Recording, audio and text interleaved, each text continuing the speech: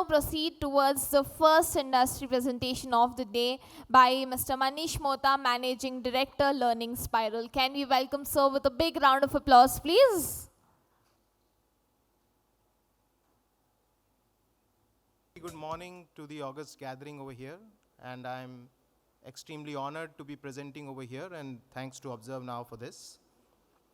I'll take this quick presentation on a topic which has been spoken at length by the inaugural guests as well as other people yesterday, and is how technology and AI empowers our educational bodies to implement the abstract ideas that we have been talking about. We have talked a lot about NEP, we have talked about how we need to improve access, quality, but how do we actually, when we go back to a higher education institute, as an administrator, as an academician, how do we put all of this into implementation? So that's the journey I will take you through. Myself, Manish Mohta, founder, Learning Spiral. We've been working with more than 50 plus universities in the public sector, and we've been instrumental in driving this transformation and change using AI and technology, and I'll just quickly take you through how we look at it and how we have been doing this. So, a gist of what we'll be covering, a little about ourselves, our view on the new educational journey, capturing educational big data, technology and AI interventions, and then we'll share some of the deployment results that we have achieved at scale. So Learning Spiral has been working 20 plus years with 50 plus universities and half a dozen boards and educational state concerns. In Telangana itself, we are also working with Telangana State ITI for managing the student life cycles from admission onwards. In fact, it's a project for which Telangana State ITI got an e-governance award last year for that. Across India, we have a presence. We are working with more than 30% of the central universities. We are working with many marquee and large state universities for that. More than 20 million student outcomes we handle annually, and that's the kind of impact that we have been able to create. So this is how we look at the education journey in a transformed stage today. So 4 stages: author, administer, assess, and analyze. A lot has been talked about authoring and administering. Authoring and administering is the content, the learning content, and how do you deliver. We've heard a lot of people speak a lot about that. But what about assess and analyze? Because I firmly believe that what you measure, you will improve upon. If it's quality that you want to measure, then you need to have a metric to measure that quality. If you don't measure it, it's very unlikely that you're going to succeed, and even if you do, you might not even know that you're on the right track or on the wrong track. So assess and analyze are 2 pillars, which is where the key to implementation lies. So how do we do that? When we look at assess and analyze, we need to understand that the key metrics in educational data is to be tagged with what outcomes we are generating. And they could be skill outcomes, they could be efficiency in skills, they could be knowledge outcomes. We could have n number, whatever the mandate for the education institute is. Once we do that, then we need to have a framework to be able to gauge this. Once we have the framework, we can define our objectives. What is our objective? At a state level, the objectives could be, when we talk about access, is it equally distributed across districts? Is it equally distributed across colleges in the university? Are all colleges being able to impart the same quality education, the same efficacy and delivery of education? These are the questions that one wants to ask oneself. And when you pose these questions and bring it backwards, you get your implementation plan. So how do we go ahead and capture educational data? So the big data opportunities that Learning Spiral helps all our existing stakeholders help capture starts with a journey of having a large question bank. AI and technology enables us to generate a lot of these question items automatically today based on the state's own content or a central theme body of content. You can generate Bloom's taxonomy 1 level and 2 level of content easily using AI today. That lowers the burden of getting this large content base of curated question bank specific to the body of knowledge that your institute wants to deliver to the students. Map this to your curriculum, map this with the learning outcomes, and at a question item level. And it is not important that the questions are being delivered online. No, our higher education works a lot offline. So we need to be clear that the question bank is agnostic to the delivery of examination or assessment or measurement. Then how do we capture these assessment data points at an item level? So irrespective of whether the delivery is online using proctored assessments or normal formative assessments in an online or a chatbot mode, or our physical answer scripts, all of that is being run on the same stack. So this is our product you can assess, which helps you manage the large question bank, and we have, over a normal season, more than 200,000 to 300,000 items are being generated, moderated, and then tagged as per curriculum and learning outcomes. Physical answer scripts. These are the challenges that we see in our open world. And that brings in, the normal questions of challenges are, is our subjective evaluation uniform? Is our subjective evaluation not biased? Is our subjective evaluation able to give the rightful score to the right candidate? How do we ensure that that quality and uniformity is achieved across colleges, across semesters, across the entire large teacher body? And remember, a typical university could have 2,000 evaluators, could have 1,500 evaluators spread across geography. How do you ensure that the rubrics that you felt when you actually designed the question item is actually being followed to assess? So that's something which you can evaluate. A technology intervention allows you to do. This allows teachers to actually evaluate from home. The AI ensures that the teachers are now being proctored and monitored so that they give a fair evaluation. Each page is actually checked. They don't miss any pages. You are able to check data points like what is the speed of evaluation, because there is a minimum and average speed at which an evaluation could be justified. Is it falling below that benchmark? If there are scripts which follow or get red flagged by the system, they get thrown to a second anonymous evaluation or even to a third anonymous evaluation.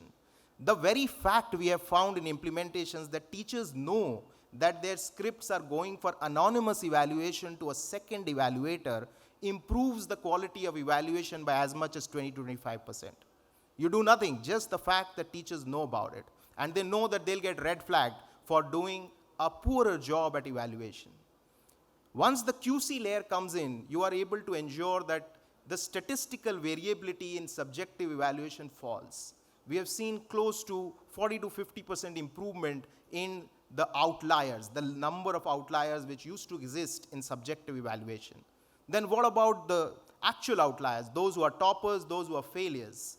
Those again go into a second level of evaluation to make sure that your subjective evaluation also improves in quality, because finally these data points are going to give you the true picture whether whatever your institute is promising to deliver is actually being delivered on the ground or not.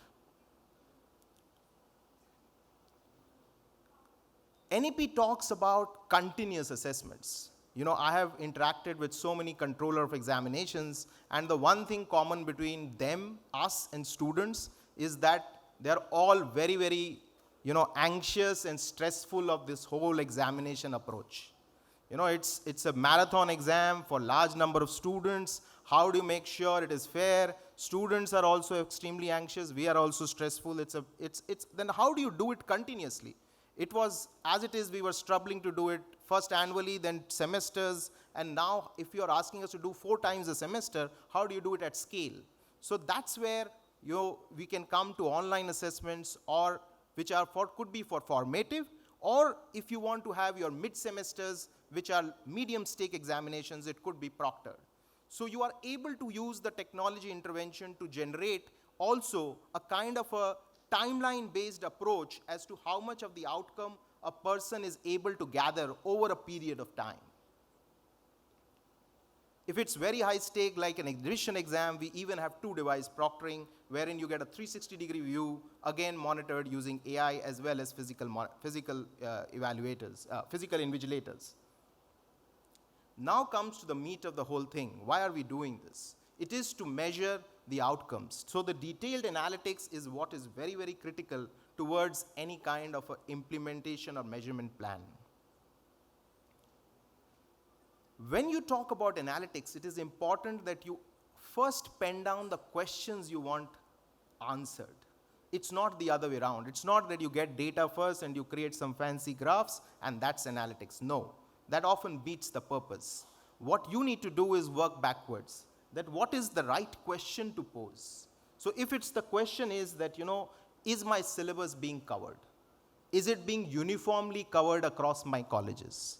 Is it being uniformly covered by each of my faculties? So that's a good question to address, and can we see how the data points map up against that question? Similarly, if you're looking at implementation, then maybe at a university with affiliated colleges, you would be looking at, is it being implemented better at one unit versus another unit? Is it that at a particular subject or a particular outcome level, it is being better done by a particular pool of teachers and less better done by another pool of teachers? So once you pose your list of 10 or 20 key questions, those become the basis on which the analytics give you the answers that where your intervention is required. Where as administrators of delivery of academics and education, we can make an impact and ensure that it is actually being delivered with better efficacy. So this is something which we did at Tamil Nadu. It's anonymized, but essentially over a period of time, you were able to see at a particular grade level and at subject level, what was the level of outcomes that were being covered. So you had an academic calendar, you know that you wanted to cover particular outcomes and particular topics over a period of time. And now those assessments gave us an idea whether those topics were actually being delivered with efficacy over that period of time or not. Was it that, people were reporting that the syllabus is covered, but actually the students were not really clear on those topics at all? So that's an important answer that you get once you have posed the right question. Implementation, as I talked about. So this was, again, another interesting analysis where one could see that, again, over a period of time for particular topics and particular grade levels, what was the level of the coverage at a college or a district level.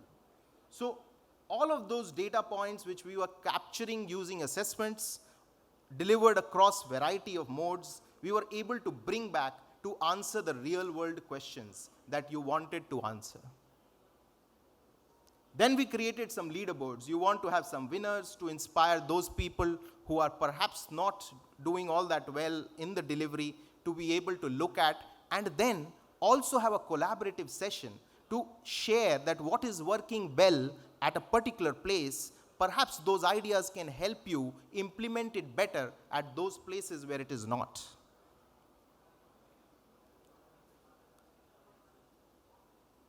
So these are some of the results that we have been able to achieve.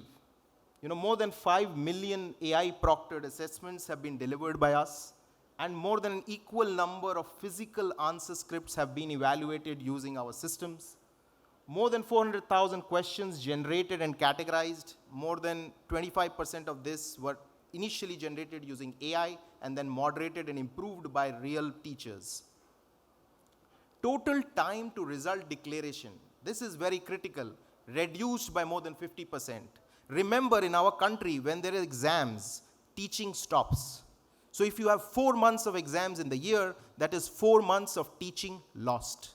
If I can reduce your exam start to result time by 50%, that's 2 extra months of teaching. That's enough for you to cover your academic calendar. It solves the problem there. So that's the kind of result that we are able to get. 2 months extra time to teach in college classrooms. Efficacy and subjective evaluation improved by 75%. How did we measure this? Grievances and revaluation applications fell drastically. what used to be 20-25% of grievances or revaluation applications fell to close to 5%. These are data points from actual clients. So with that, I come to the end of my presentation, and thank you for the patient hearing. I'm here to address any questions, any queries that you might have, and any thought process which I might have triggered on this interesting topic. Thank you.